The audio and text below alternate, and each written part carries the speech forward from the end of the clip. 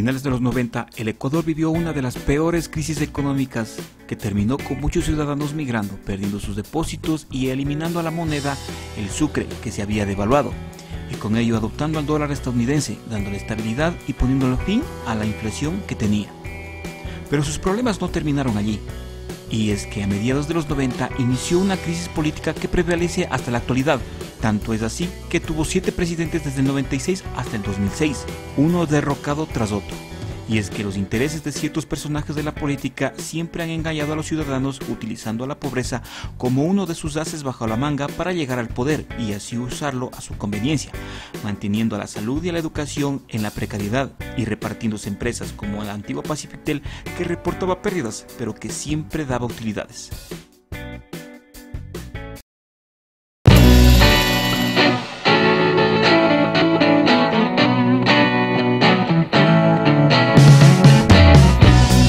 En 2006, las fuerzas políticas de izquierda se unieron, postulando a un joven político desconocido para las elecciones de la presidencia 2007, en el cual se impuso ante el empresario Álvaro Noboa.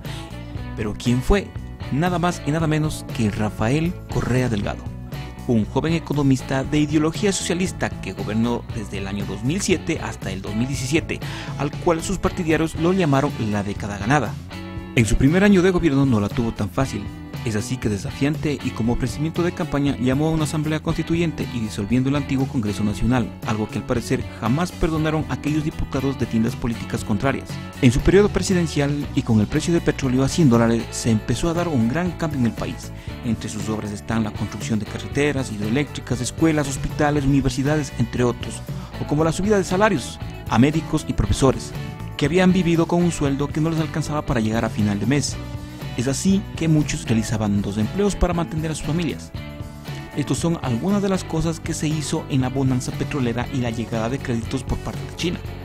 Al parecer todo iba bien en Ecuador, tanto así que era un modelo para Latinoamérica y su presidente fue condecorado en algunas universidades de países europeos.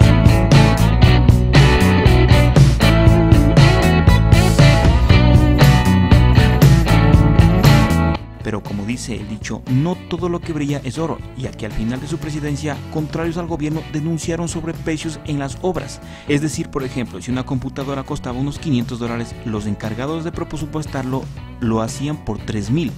Incluso se dice que el partido de Alianza País, partido de gobierno, junto a algunos directivos, traicionaron la ideología, con lo cual aceptaban sobornos y cobraban diezmos e incluso en la misma asamblea.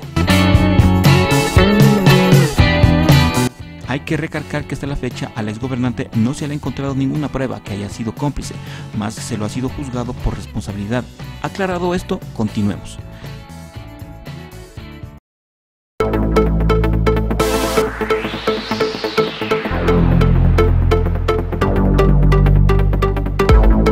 En 2017 llega Lenín Moreno al poder de la mano del correísmo, con el discurso de la continuidad de la revolución, y es que el exmandatario Rafael Correa decía que la mesa está servida. Pocos meses después, el nuevo gobierno empezó a transparentar las cuentas de Estado, dando a conocer la deuda que mantiene con diferentes organismos. Según las cifras maquilladas, la deuda en el correísmo fue de 27.871 millones, y al transparentarlas la deuda fue más de 42.000 millones.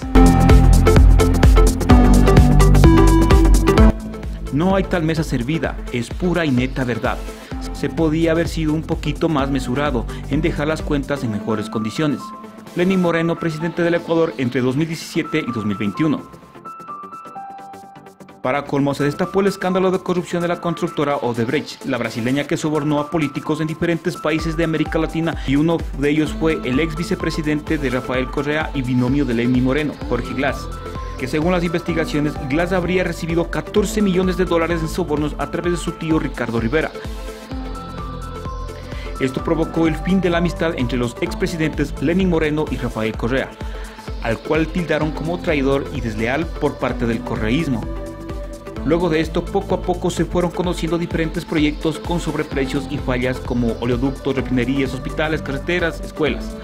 Pero el escándalo más grande fue la refinería del Pacífico, el proyecto más ambicioso que tuvo como actores al fallecido presidente de Venezuela, Hugo Chávez, y al exmandatario Rafael Correa, que en 2008 la petrolera ecuatoriana Petroecuador y la venezolana PDVSA firmaron un acuerdo para la construcción de la refinería del Pacífico con un valor de 14.000 millones, la cual procesaría alrededor de 300.000 barriles de petróleo al día, además de gas y combustibles.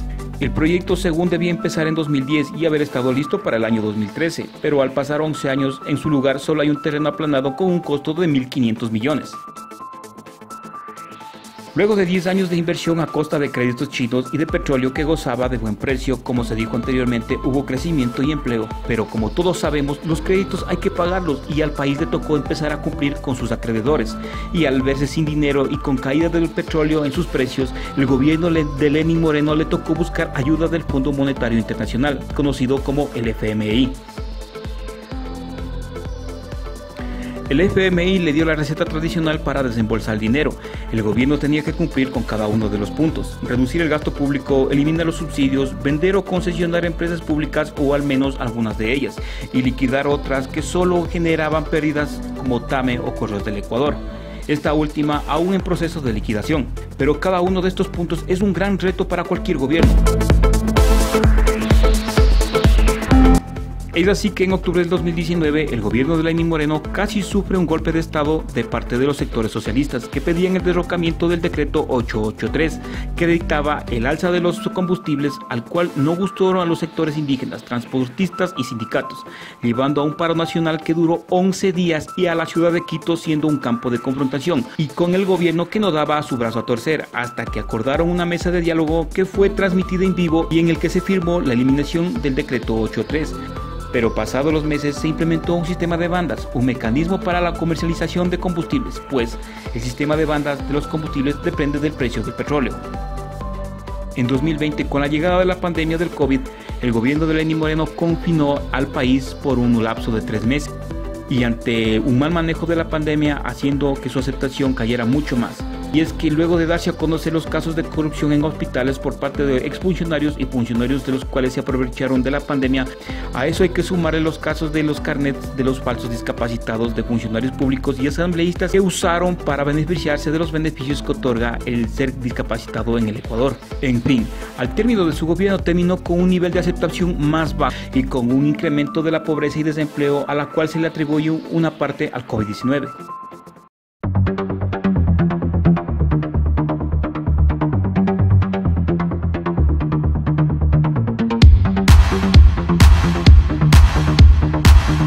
En 2021 y con unas elecciones bien reñidas, el cual se definió en segunda vuelta, el candidato de la banca en su tercer intento ganó las presidenciales al candidato del correísmo Andrés Arauz. El 24 de mayo el nuevo presidente se posicionó en el cargo y como en oferta de campaña vacunó a 9 millones de ecuatorianos, tanto así que elevó su nivel de aceptación. Pero los males no tardaron en aparecer, es así que el fantasma de la migración se hizo presente y también el de desempleo. Y como sabemos, el desempleo es alimento para la pobreza y la delincuencia, y este último se disparó, elevando los índices de asesinatos, robos y secuestros en todo el país, en especial en ciudades como Guayaquil y Quito. Y para adornar el pastel, los motines en las cárceles han dejado más de 300 fallecidos, posicionando al Ecuador como uno de los países con las peores cárceles de Latinoamérica, y dando a conocer varias bandas delictivas que se enfrentan por el control del narcotráfico, mientras que poco o nada hacen en la asamblea. Tras el levantamiento indígena, sectores del correísmo y aliados se preocuparon más por destituir al presidente, algo que no se concretó, ya que luego de 18 días de paro y con pérdidas económicas y con la orden del uso progresivo de la fuerza, los sectores indígenas liderados por Leonidas Ida se sentaron a dialogar, tratando con representantes del gobierno para que sean ejecutados algunos pedidos. Y es que la aceptación de Guillermo Lasso cada día cae más, ya que no se ha podido ver obras y se han dado recortes a presupuestos y falta de medicinas en hospitales, entre otras cosas que no gustan a los ciudadanos y que hacen que extrañen los días del correísmo. Si llegaste hasta aquí, suscríbete. Hasta un próximo video.